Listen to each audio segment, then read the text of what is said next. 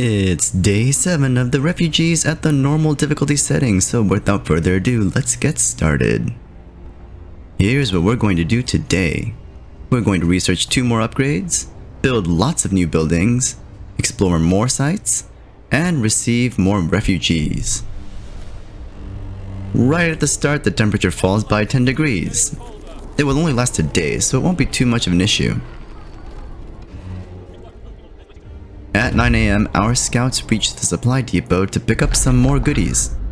The food and wood will be a nice boost for the projects coming up, so we send them back to the city.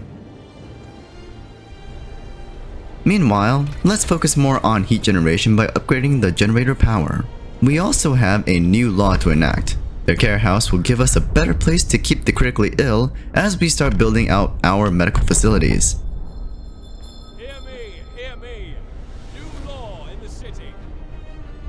At around noon, the last coal pile is depleted, and we remove the last gathering post. It's definitely time to put up resource generating buildings, so let's build a second sawmill to start. We should also get a second scout team out there to gather more resources from the wasteland. Our first targets will be the remaining 3 unknown areas, so we send them to the abandoned camp first. While we wait for the power upgrade to complete, we'll scout out a spot for our first steam hub. As with the main story scenario, we'll plan out districts for our refugees, so we'll plan to place one at the second tier to start. We'll need roads in order to construct one here. At 3 PM, we get our first upgrade to the generator. After a brief pause to get enough wood, we start coal mining research since we have plenty of steel for at least another day. At around 5 PM, we can now place our first steam hub and begin extending out the housing district for our next wave of refugees that will be arriving in about an hour. To that end, we also start construction on the tents for them.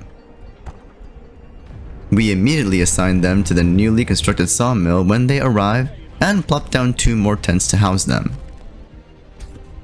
Meanwhile, our newest group of scouts have reached their waypoint and head on towards Hangman Hill. Not long after, our first group of scouts arrive with the food and wood and head back out to the broken tree on the way to the second unknown location.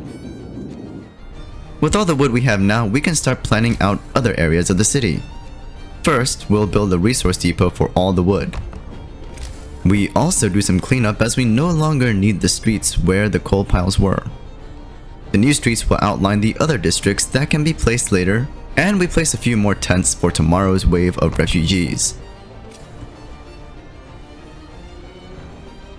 We also remove one of the tents that is in the way of our research district.